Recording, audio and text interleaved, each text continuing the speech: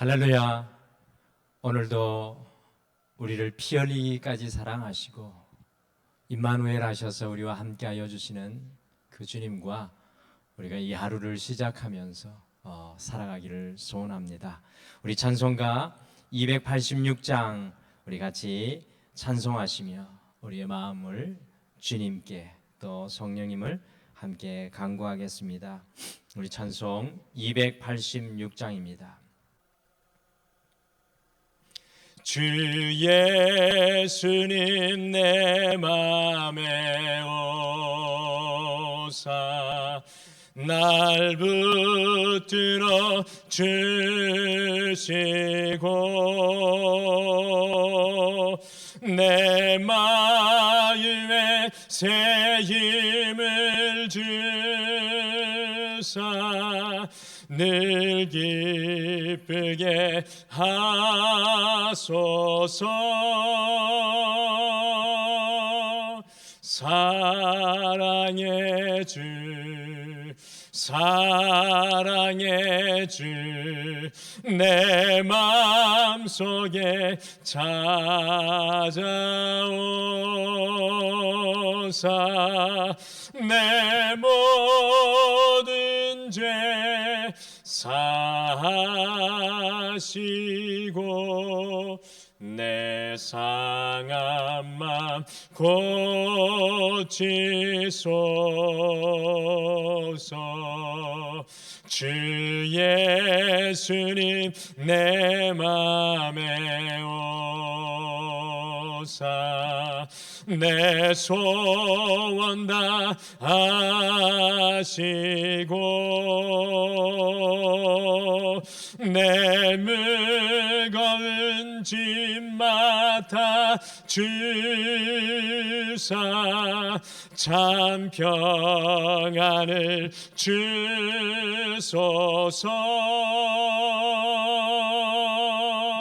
사랑의 주 사랑의 주 내 마음속에 찾아오사 내 모든 죄 사하시고 내 상한 맘 고치소서.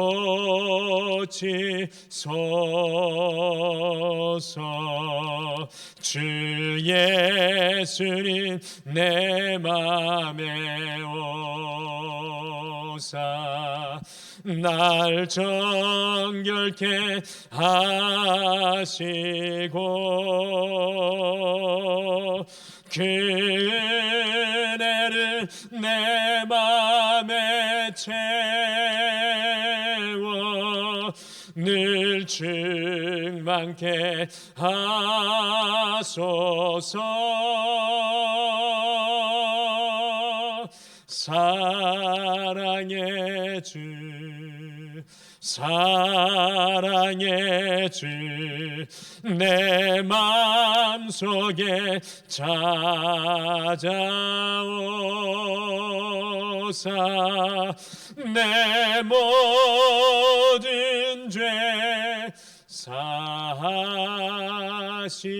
사하시고 내 상한 맘 고치소서. 주 예수님 내 맘에 오사 내 길 인도하시고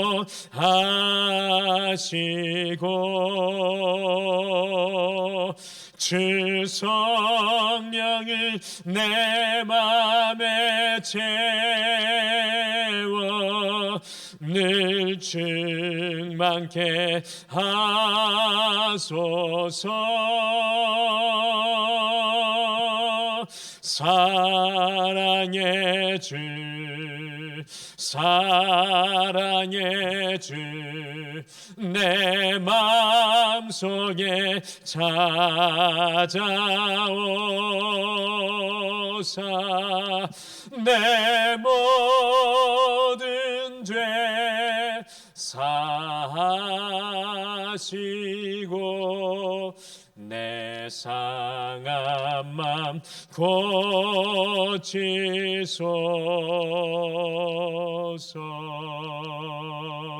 아멘.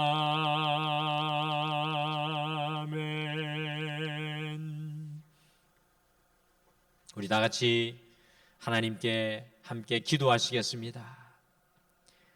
주님, 오늘 이 하루를 우리가 시작하면서 주님 앞에 이 찬양과 같이 간구합니다. 우리의 마음속에 성령님께서 찾아와 주셔서 우리의 죄악된 마음을 보여주시고 우리의 상하고 약하고 두려워하며 안달해하며 초조해하는 우리의 심령을 굳건히 잡아주셔서 부활신앙으로 살아갈 수 있도록 사랑하는 모든 성도님들을 주님 온전히 축복하여 주시옵소서. 오늘도 말씀 앞에 서서 함께 기도합니다. 주의 성령이 말씀을 통해 우리의 심령 속에 찾아와 주실 줄 믿고 감사드리며 예수님의 이름으로 기도드리옵나이다. 아멘. 우리 함께 보실 오늘 말씀은 사도행전 1장 12절에서 14절 말씀입니다. 사도행전 1장 12절에서 14절 말씀입니다. 사도행전 1장 12절에서 14절 말씀 우리 한 목소리로 다 같이 읽으시겠습니다. 시작. 제자들이 감람원이라 하는 산으로부터 예루살렘에 돌아오니 이 산은 예루살렘에서 가까워 안식일에 가기 알맞은 길이라. 들어가 그들이 유하는 다락방으로 올라가니 베드로, 요한, 야고보, 안드레와 빌립, 도마와 바돌로메, 마테와 및 알표의 아들 야고보, 셀로딘 시몬, 야고보의 아들 유다가 다 거기 있어 여자들과 예수의 어머니 마리아와 예수의 아우들과 더불어 마음을 같이하여 오로지 기도에 힘쓰더라. 아멘. 오늘 함께 읽으신 말씀은 예수님의 제자들이 3년 동안 그들과 함께 해주셨던 우리 예수님, 그리고 십자가에 달려 죽으시고 부활하신 이후에 40일 동안 나타나셔서 위로해 주시고 격려해 주셨던 바로 그 예수님께서 하늘로 올라가시는 장면입니다. 쉽게 말씀드리면 예수님과 제자들이 완전히 헤어지는 작별의 장면입니다. 사도행전 1장 11절 말씀해 보시면 제자들이 하늘로 올라가시는 그 예수님을 바라보면서 눈을 떼지 못하고 하늘만 쳐다보고 있습니다. 저는 오늘 제자들이 예수님과 헤어지는 이 장면이 제자들이 예수님을 처음 만났던 시간보다, 그리고 예수님께서 십자가에 달려 돌아가실 때 모두 다 예수님을 떠나갔던 그 시간보다 오히려 더욱 중요한, 영적으로 중요한 시간이었다고 생각합니다. 오늘 성경에는 제자들만이 하늘에 올라가시는 예수님을 향하여서 눈을 떼지 못하고 하늘을 쳐다보았다고 나오는데, 아마 우리 예수님께서도 하늘로 올라가시면서 제자들 한 명 한 명에게 눈을 떼지 못하였을 것입니다. 끝까지 제자들을 쳐다보지 않았을까 생각합니다. 장모님이 살아계실 때 어느 날 집사람과 함께 장모님 댁을 방문했다가 집을 나와서 인사를 드리고 집으로 돌아가며 다시 장모님이 서 계신 그 집을 향해 고개를 돌려보았을 때, 그때에도 여전히 우리를 쳐다보시고 손을 흔드시는 장모님의 모습이 제 기억에 아주 또렷하게 지금도 남아 있습니다. 장모님은 사라지는 딸의 뒷모습을 보면서 끝까지 딸이 잘 살아가기를, 건강하기를, 행복하기를 축복하지 않았을까 생각합니다. 예수님의 제자들이 제자되게 하였던 시간, 예수님의 제자들이 그리스도인의 역사적 무대에 진실로 대비하기 시작한 시간은 언제였을까요? 그것은 그들이 예수님과 함께하였던 3년의 시간이 아니라 그들이 부활신앙으로 온전한 제자로 드러난 시간은 예수님께서 하늘로 올라가신 성천하신 바로 그 이후의 시간, 그들이 홀로 남겨졌을 때였습니다. 예수님께서 하늘로 승천하시면서 소원하시던 그 한 가지 소원은 과연 무엇이었겠습니까? 그것은 제자들이 부활신앙으로 부활의 일상을 그들의 삶 속에 살아가기를 소원하셨을 것입니다. 오늘 이 시간에는 예수님과 헤어진 바로 이 순간, 제자들이 부활신앙으로 살아가기 위해서 무엇이 필요했는지 우리가 함께 오늘 이 하루를 시작하며 묵상하겠습니다. 그래서 오늘 말씀 제목이 지금 우리에게 필요한 것, 지금 우리에게 필요한 것입니다. 예수님과 헤어진 제자들이 부활신앙으로 살아가기 위해서 필요한 것은 과연 무엇이겠습니까? 그들이 홀로 부활하신 주님을 붙들고 살아가야 하기 위해 필요한 것은 무엇이었겠습니까? 첫째, 지금 우리에게 필요한 것, 또 2000년 전 제자들에게 필요한 것은 돌아가는 것이었습니다. 우리가 사도행전 1장 12절을 같이 읽겠습니다. 사도행전 1장 12절 같이 읽겠습니다. 시작. 제자들이 감람원이라는 산으로부터 예루살렘에 돌아오니 이 산은 예루살렘에서 가까워 안식일에 가기 알맞은 길이라. 아멘. 말씀 속에 제자들이 감람원이라고도 하고 올리브산이라고도 하는 예루살렘에서 약 1km 미만의 거리에 있는 곳에서 예수님과 헤어진 이후에 예루살렘 성으로 돌아갔습니다. 저는 제자들이 예루살렘에 돌아갔다는 말씀을 읽다가 그 대목에서 멈추었었습니다. 그리고 4절에 보시면 승천하시는 예수님께서 제자들에게 예루살렘을 떠나지 말라고 간곡히 부탁하고 계십니다. 제 마음속에 도대체 제자들은 왜 예루살렘으로 돌아갔을까라는 질문이 아지랑이처럼 피어올랐습니다. 제자들이 왜 예루살렘으로 다시 돌아갔을까요? 예루살렘 성에는 예수님을 죽였던 대제사장들과 서기관들과 바리새인들의 본거지가 있는 것입니다. 제자들에게는 가장 위험한 장소, 가장 빨리 벗어나야 하는 장소를 하나 꼽으라면 예루살렘이 아닐까요? 이곳에서 떠나 갈릴리로 도망가야 하는 것이 아니었을까요? 왜 제자들은 예루살렘으로 다시 돌아갔을까요? 예루살렘이라는 이름은 두 단어가 합쳐진 합성입니다. 예루는 기초, 그리고 살렘은 평화를 의미합니다. 곧 예루살렘은 평화의 기초, 토대입니다. 우리 눈에는 제자들에게 가장 불안하고 위험한 불안의 기초와 토대가 될 것 같은데 제자들은 오늘 그것으로, 또 우리 예수님께서도 그것으로 돌아가라고 말씀합니다.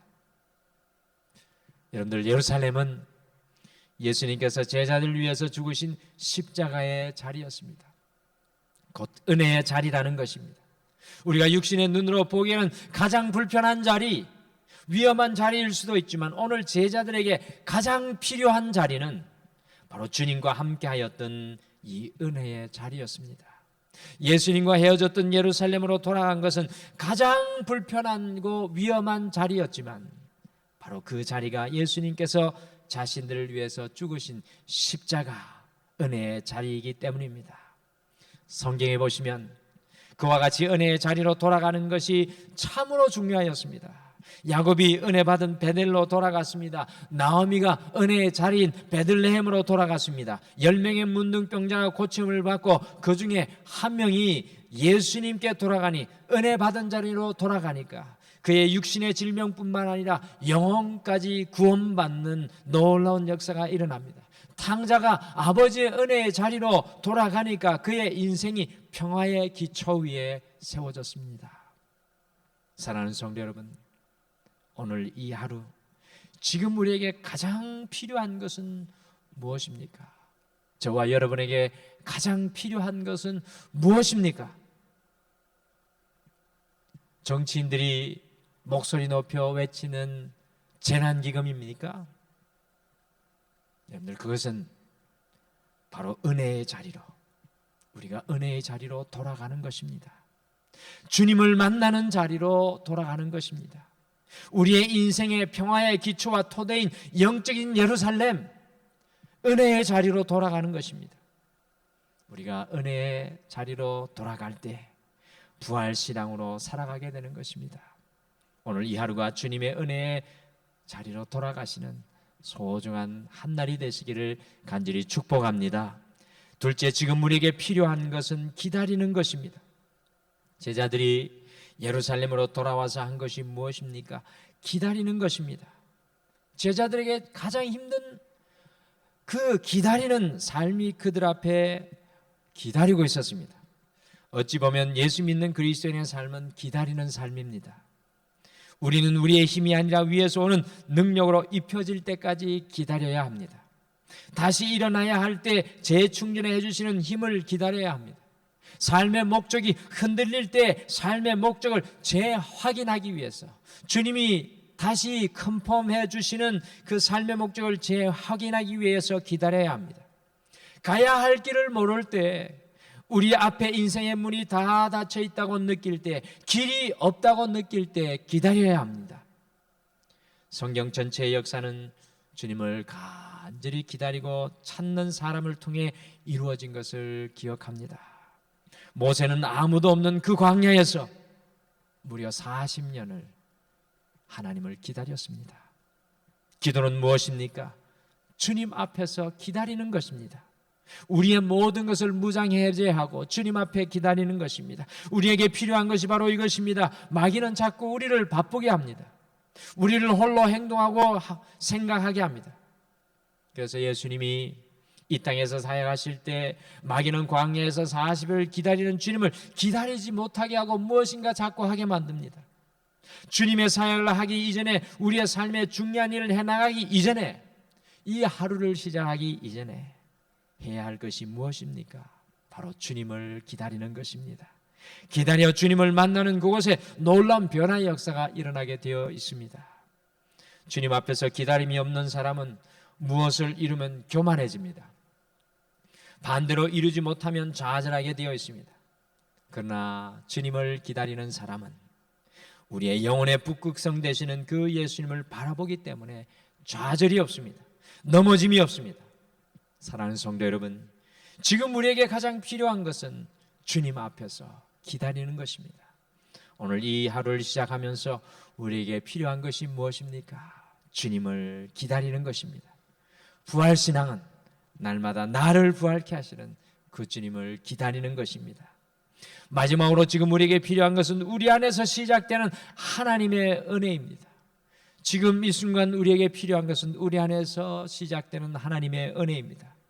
전 세계적으로 아주 큰 공동체인 이 공동체를 이끌었던 사람이 있는데, 그 사람은 장바니에라는 사람이고, 이 사람으로 인해서 라루슈라는 공동체가 현재 30여 개국에 120개가 있어서 장애인과 그들을 섬기는 사람들이 함께 생활하는 아름다운 공동체를 이루었습니다. 그 단체가 얼마나 큰 단체입니까? 우리는 이런 이야기를 들을 때 이런 생각을 하기 쉽습니다. 장바니에는 큰 꿈을 품은 사람인가 보다. 그런데 장바니의 이야기를 들으면서 한 가지 분명히 알 수 있는 것은, 라루시 공동체를 세우기 위해서 장바니에는 최대한 많은 사람들을 돕기 위해서 호언장담한 적도 없었고요, 장애인을 위해서 뭔가 하겠다는 사명 선언문을 오늘날의 정치인들처럼 발표한 적도 없었습니다. 그러나 그가 한 일은 오직 기도하고 말씀을 읽으며 하나님의 인도하심을 구할 때 장애인 2명을 만나게 되었고, 그 두 사람과 함께 모이기 시작한 것이 범세계적인 라르슈 공동체가 된 것입니다. 오늘 제자들이 14절 말씀 후반절에 보시면 더불어 마음을 같이하여 오로지 기도에 힘썼다고 말씀하고 있습니다. 제자들은 예수님과 헤어진 이후에 예수님의 이름을 가지고 부활신앙으로 세상을 뒤집어 놓겠다고 감히 상상도 하지 못하였습니다. 하나 한 것이, 유일하게 한 것이 바로 제일 먼저 그들의 마음속에 하나님의 은혜가 임하도록 기도했던 것입니다. 하나님의 은혜의 역사, 변화의 역사는 다른 곳에서 시작되는 것이 아닙니다. 우리 안에서 시작되는 것입니다. 성령의 역사는 어디에서 시작되는 것입니까? 예루살렘에서 시작되어서 땅 끝까지 나아가는 것입니다. 주님이 십자가에 못 박혀 죽으신 그 은혜의 자리, 바로 우리의 심령에서 시작되어 땅 끝까지 나아갑니다. 오늘 이 은혜의 자리, 우리의 영적인 예루살렘에서 가장 필요한 것은 우리 안에서 시작되는 하나님의 은혜의 역사입니다. 우리가 부활신앙으로 오늘 이 하루도 살아가게 하는 것은 우리 안에서 하나님의 은혜가 시작될 때 일어납니다. 사랑하는 성도 여러분, 지금 우리에게 가장 필요한 것은 내 안에 다시 일어나는 하나님의 은혜의 역사의 부활입니다. 오늘 예수님과 함께 헤어지는 제자들의 모습을 통해서 부활신앙을 살아가기 위해 우리에게 무엇이 필요한지 함께 가슴속에 품습니다. 우리가 부활신앙으로 살아가기 위해서 영적인 예루살렘, 하나님의 은혜의 자리로 돌아가셔야 됩니다. 그리고 그 은혜의 자리에서 나를 만나주시는 하나님을 기다리시고 다른 누구에게서가 아니라 우리 안에서 시작되는 하나님의 은혜의 역사를 누리셔야 합니다. 오늘 이 하루 여러분의 삶 속에 하나님의 은혜가 다시금 부활하시기를 간절히 축복합니다. 우리 다 같이 기도하시겠습니다. 하나님 아버지, 오늘 이 하루 우리가 세상의 많은 것으로 우리의 마음이 빼앗기고 어지럽고 또한 다른 한면에는 목적을 잃어버리고 어디로 걸어가야 할지 알지 못하는 마치 제자들이 사랑하는 주님이 승천하시는 모습을 보고 그 자리에 서서 어찌할 줄 몰라 서 있는 그러한 연약한 모습은 아닙니까? 오늘 우리의 삶의 모든 자리에서 주님께서 우리를 만나주시는 영적인 예루살렘의 자리로 우리가 돌아가게 도와주시옵소서. 더 나아가 우리의 인생에 찾아오시는, 나를 만나주시는 그 주님을 기다릴 수 있는 믿음을 다하여 주시고, 특별히 우리 안에 역사하시는 하나님의 그 은혜를 강구하게 도와주시옵소서. 그래서 우리가 만나는 모든 사람들에게 부활의 신앙과 성령의 은혜로 충만하여서 주님을 드러낼 수 있는 증인들에게 인도하여 주시옵소서. 오늘도 모든 삶의 자리에서 주님께서 우리와 함께 동행하여 주실 줄 믿고 감사드리며 예수님의 이름으로 기도드리옵나이다. 아멘. 하늘에 계신 우리 아버지여, 이름이 거룩히 여김을 받으시오며 나라가 임하옵시오며 뜻이 하늘에서 이루어진 것 같이 땅에서도 이루어지이다. 오늘 우리에게 일용할 양식을 주시옵고 우리가 우리에게 죄 지은 자를 사하여 준 것 같이 우리 죄를 사하여 주시옵고 우리를 시험에 들게 하지 마시옵고 다만에게서 구하시옵소서. 나라와 권세와 영광이 아버지께 영원히 있사옵나이다. 아멘.